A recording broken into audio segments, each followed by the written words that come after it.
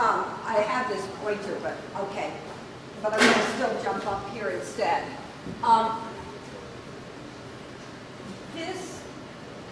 This person here, who you can't see that good, is Oscar. You'll see him more clearly. Play. Go ahead.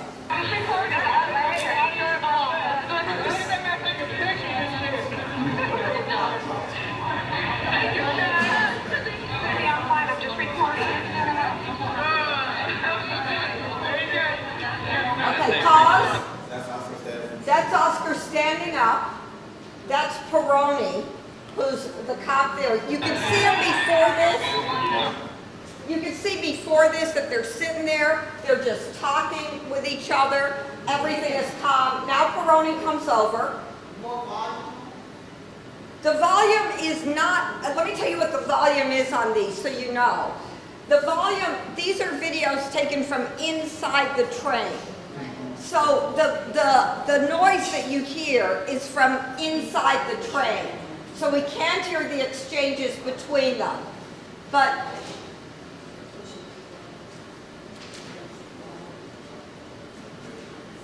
Play. oh, thank you. Play. Should I play?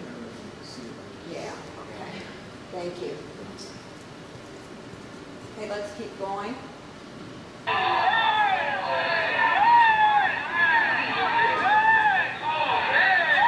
Okay, stop. Sorry, I'm just going to point these things and we're going to look at it again. But you just saw him push and hit and knock down. That's Jackie Bryson, whose father spoke.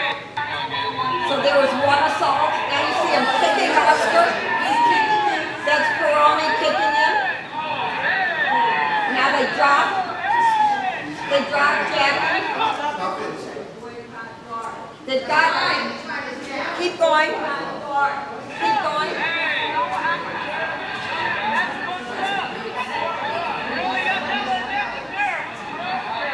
That's Jackie. That's the person you're seeing now is Jackie, who they're cuffing.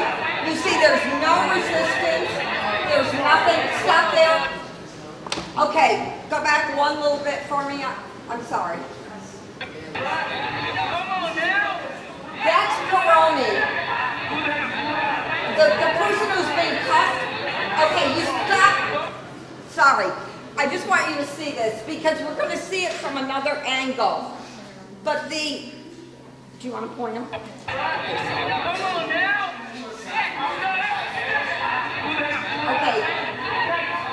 That's Peroni.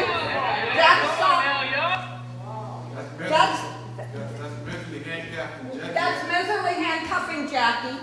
That's Peroni. Whoa, dealing with Oscar.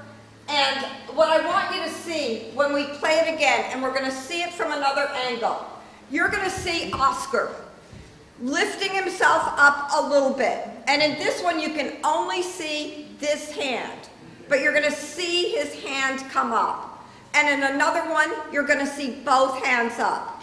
He's asking them to calm down. He's saying, don't hurt us. He's the person who is talking throughout this whole thing to the police because he's the leader of the group of young men. And I don't care what culture you're from. I don't care who you are. When somebody puts up their hands like this, when they put their hands up like this, it's I surrender, stop, peace, let's stop this. Okay. Yeah, Jack. What they're trying to say is that messaging was calm in the whole thing. These young men, you see they were cooperating, they didn't do nothing.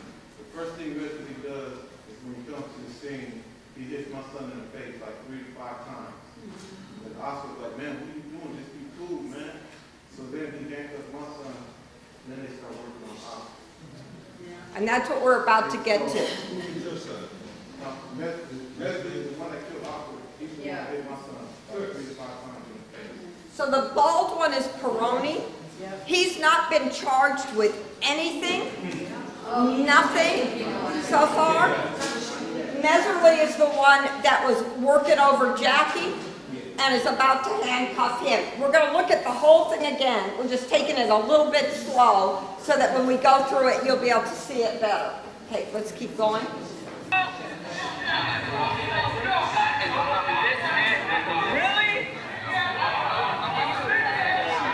Now they're grabbing Oscar. That's Meserly. Meserly's getting Oscar down. Peroni's got his knee right there on Oscar's neck. You see him cuffing Oscar or trying to.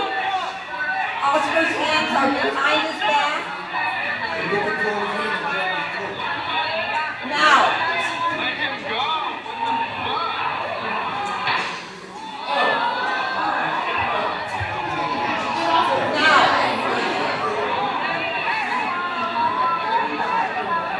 they turn Oscar over. He's already been shot and they drag him away.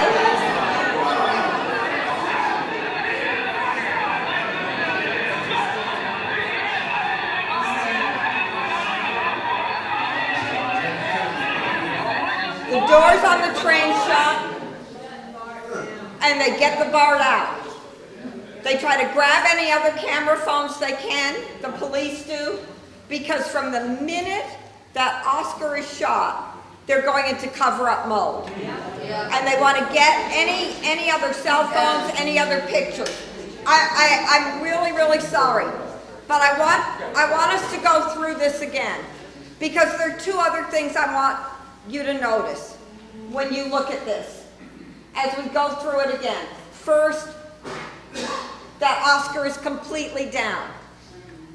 Second, again, we're going to see it in a different video more clearly, but you're going to see Meserly, who's over there, right here. You're going to see him securing Oscar, and then you're going to see him struggle with his gun. And then, after Oscar is shot, you're going to see Meserly and Peroni look at each other. And there's going to be 6 or 7 seconds that pass. And then they are either cuffing Oscar, who's already been shot, or they're uncuffing him. There are two different versions. It's clear that his arms were secured behind his back. Either way, nobody is trying to get an ambulance. Nobody is trying to do anything based on the fact that he's just been shot. And when you look at this video again, you're going to hear throughout this case, and when you go home, you're going to have a chance to read Michael Raines, the defendant, the attorney for Meserly. He's going to say that that Meserly was holding his head, that he was so upset, all of that. Count out how long. They're talking. They're talking. Meserly struggled to get his gun out. He shot him. And in my opinion, what's happening after that is he's saying to Peroni, what do we do now? Right. And Peroni is like, let me take charge. He's the sergeant. He's the senior officer. He's the one that was using the N-word when he was pulling people off the train. He's the person who's been reported saying to other BART police, I had a good day, I got an N today. Say it again. I had a good day, I got an N today. On other not about this, but on other occasions. He may have said it about this too. And why isn't he being prosecuted for anything? Okay, and that's an excellent question. Because first of all, he's clearly a part of the murder. He's an accessory to murder, and as you will see, from the beginning of the cover-up on, every single cop there is an accessory to murder after the fact even if they weren't immediately involved beforehand. Because none of them do anything but engage in the cover-up from the minute the murder takes place. You know, what's interesting is out of all of the thousands of people that would have been on that train, they specifically picked these people here. And I wonder, how is that possible? They were the Racial profiling. Thank you. They were the first guys off the train when it stopped at Fruitvale, because they were at their home station, you know, and they got off. And then it starts with Peroni going to the train. Yeah, the bald-headed guy. And I just would say this again, when you go home and you have a chance to read through everything, one of the things you're going to notice in the report by Raines, in his description, and in the prosecutor's description of what happened, the only person testifying about what happened is Peroni. And he gives two different stories. He says, as you'll see in the document, that Meserly was trying to grab his taser. That's story number one. And in case you can't believe that story, he has another story for you, which is that Meserly thought that Oscar had a gun. That's the backup story. Now, first of all, those two stories are completely contradictory, He right? had a gun, he couldn't reach it because he was on the ground in an echo. That's right. And there was no gun. No gun was found. There was no weapon found on the scene, period. But also, there's no way you would be trying to get your taser and then after the fact start saying that a person might have had a gun, right? I mean, the whole thing is crazy. But I want you just to see it through one more time. And then I want to raise one other thing, and then we're going to go through the next one, then come back to some questions and discussion. I'm sorry, let me just say one other, I said I was going to say one other thing in a minute, but I want to say one other thing now. To the question of why aren't they being charged with murder? There's a family in Oakland now who are here today. Their son is 18 years old. He was allegedly a part of a robbery. In the course of that alleged robbery, and we don't know what happened, it is said that the person who was with him pulled a knife on the person they were trying to rob. And it is alleged that the person who was being robbed grabbed the knife and killed one of the two supposed robbers. The 18-year-old young man is being charged with felony murder because his friend who he was with drew a knife and was killed by the knife. He didn't do the killing. He was charged with felony murder because supposedly a murder occurred during the course of a felony being advanced by Orloff. By Orloff. Capital death penalty murder. You're going to see at least 3 felonies before anything happens to Oscar. You're going to see Meserly punch Jackie 3 to 5 times. You're going to see Peroni kick and punch Oscar. You're going to see people detained with aggravated assault, people detained based on racial profiling, a deprival of their civil rights.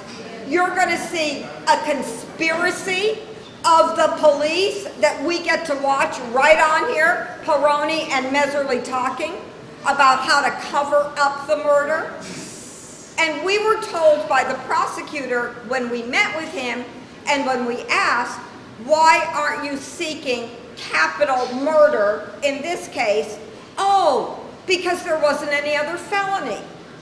Oh, because there was only one thing that happened. Same prosecutor. It's okay to charge an 18-year-old who made a mistake, but is 18 years old.